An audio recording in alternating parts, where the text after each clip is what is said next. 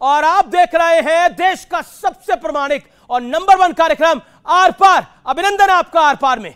लोकसभा चुनाव का बिगुल बज चुका है। आने वाले कुछ महीनों के दौरान देश भर में जबरदस्त सियासी एक्शन होगा और गर्मी तो उसकी महसूस अभी से होनी शुरू हो गई है और इसका एहसास भी हमें दिख रहा है, क्योंकि संसद के से पास होने के करीब 4 साल बाद नरेंद्र मोदी की सरकार ने आखिरकार सीए का नोटिफिकेशन चुनाव से ऐन पहले जारी कर दिया। यानी अब सीए देश में ऑफिशियली लागू हो चुका है। लेकिन सरकार के लिए सीए वाली राह ना पहले आसान थी और ना अब आसान होती हुई दिख रही है, क्योंकि सीए का नाम सुनते ही ममता बनर्जी, असदुद्दीन ओवैसी, राहुल गांधी, स्टालिन, पी विजयन सब गुस्सा जाते हैं, आग बबूला हो जाते हैं। तो कोई कह रहा है कि सरकार पोलराइजेशन यानी ध्रुवीकरण का एक प्रयास कर रही है, इसलिए रमजान के इस पाक महीने में सीए को लेकर आई है। तो कोई कह रहा है कि सरकार लोगों को एक बार फिर से सड़क पर उतरने के लिए मजबूर कर रही है। दिल्ली के मुख्यमंत्री अरविंद केजरीवाल तो एक कदम आगे बढ़ गए हैं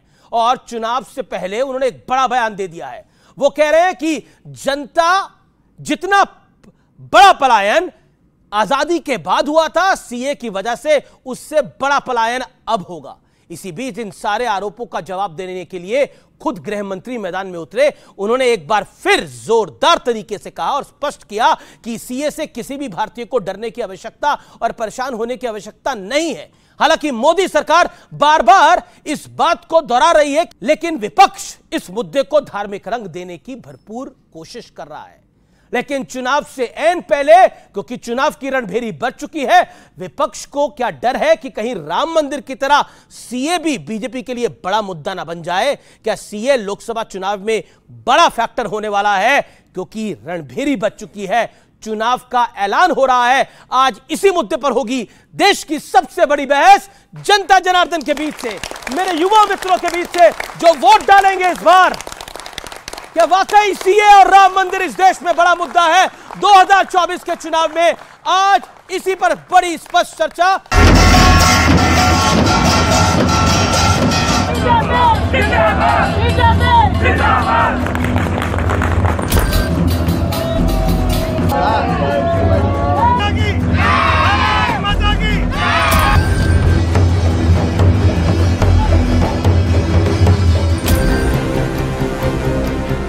4 साल बाद सीएए आखिर देश भर में लागू हो गया, लेकिन जैसे कि पहले से उम्मीद थी, इस मुद्दे पर वार पलटवार जोर शोर से हो रहा है।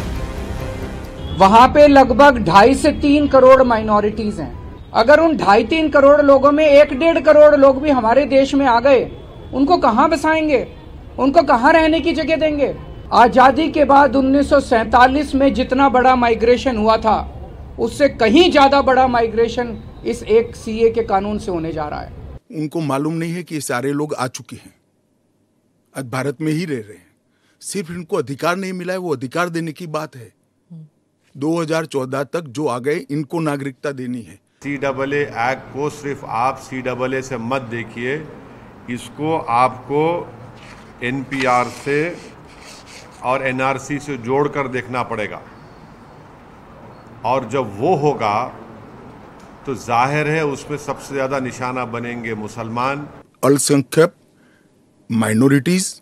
या तो किसी और व्यक्ति को डरने की जरूरत नहीं है, क्योंकि सीए में किसी की नागरिकता लेने का प्रावधान ही नहीं है। ममता जी को मैं खुली चुनौती देता हूं, इस कानून की धारा में से किसी की नागरिकता छीनने की एक धारा वो बता दे सार्वजनिक रूप से। वो खौफ पैदा कर रही है। राहुल गांधी जी आपके इसी कमरे में आकर देश को समझा दे कि क्यों विरोध में है। लोकसभा चुनाव की घड़ी आ चुकी है, ऐसे में इस मुद्दे को धार्मिक रंग देने की कोशिश हो रही है। तमिलनाडु, केरल और पश्चिम बंगाल के मुख्यमंत्रियों ने सीएए को लागू करने से इनकार कर दिया है। एक केंद्र का विषय है, केंद्र और राज्यों का साझा विषय नहीं है। इसकी तमाम शक्तियां केंद्र को दी गई है। मैं मानता हूं चुनाव के बाद सब कोऑपरेट करेंगे।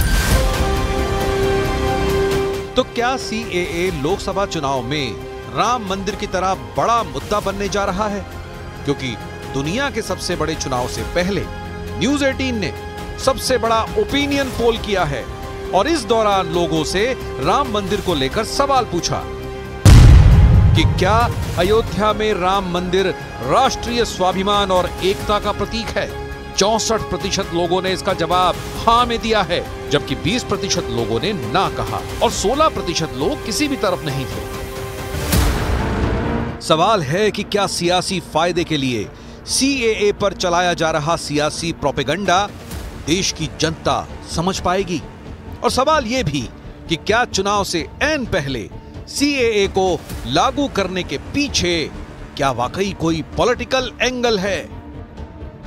तो क्या वाकई सीए के पीछे कोई बड़ा पॉलिटिकल एंगल है? लेकिन बहस के मुद्दे क्या है?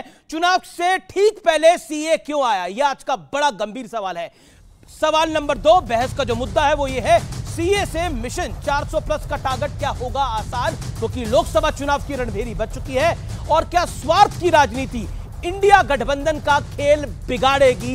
क्योंकि कई जगह हम वो स्वार्थ हावी होता हुआ देख रहे हैं। यह मूल सवाल है। और बात करने के लिए मेरे साथ जनता जनार्दन तो है ही, मेरे युवा मित्र तो है ही, उनके लिए जोरदार तालियां और आपका भी अभिनंदन जो कि वोट डालेंगे इस चुनाव के अंदर।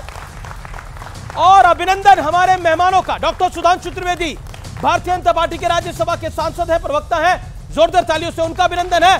प्रियंका कक्कड़ जी जोरदार तालियों से आम आदमी पार्टी के नेता प्रवक्ता, उनका अभिनंदन है। विवेक श्रीवास्तव जी नेता है लेफ्ट के, उनका अभिनंदन है। मेरे साथ साजिद रशीदी है, मुस्लिम धर्मगुरु है, उनका अभिनंदन है। आप तमाम लोगों का अभिनंदन है इस चर्चा के अंदर।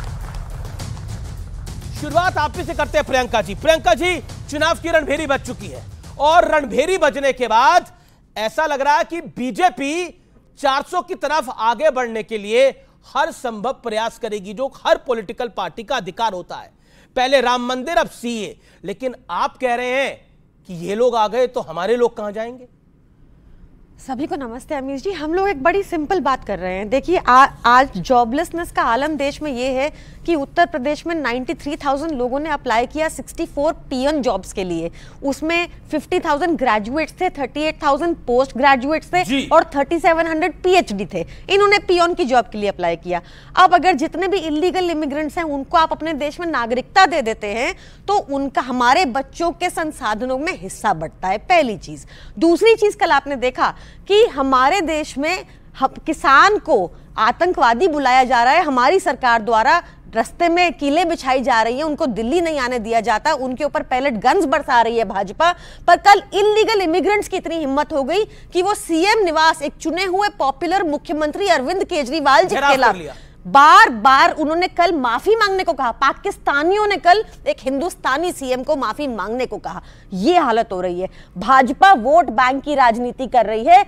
लास्ट मिनट में अब वो क्या बोले जाके लोगों को कि हमने तुम्हारा पेट्रोल 100 रुपए पार कर दिया, कि हमने करेंसी की साख इतनी गिरा दी कि आज 88 रुपीस का हो गया डॉलर, कि हम कि हमने तुम्हारे लिए महंगाई कवर अप करने के लिए, अपनी मिस गवर्नेंस को कवर अप करने के लिए सीए आया। ये भी तो देखिए ना, अभी क्या चल रहा है आजकल, दबा के खाना है, नाम नहीं बताना, इलेक्टोरल बॉन्ड, ये सब इशुओं से साइडलाइन करने को नाम दिन रात लेते थे, यानी कांग्रेस जिनका नाम दिन रात लेती थी, उन्होंने तो कोई पैसा ही नहीं दिए। पूरी डिटेल नहीं आई, पूरी डिटेल नहीं आई निकल के आया।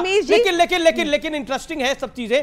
सुधांशु त्रिवेदी, चुनाव से ठीक पहले सीए क्यों आया? ये सवाल जरूर पूछा जाएगा। ऐलान जंग हो गया है। ये सवाल ही अपने आप में बेमानी है। सीए तो दिसंबर 2019 में आया था, चुनाव के 6 महीने बाद। नोटिफिकेशन अब क्यों आया 4 साल बाद? अरे भैया, जनवरी 2020 में नोटिफिकेशन हुआ था केवल, और 2 साल पड़ गए थे कोविड के।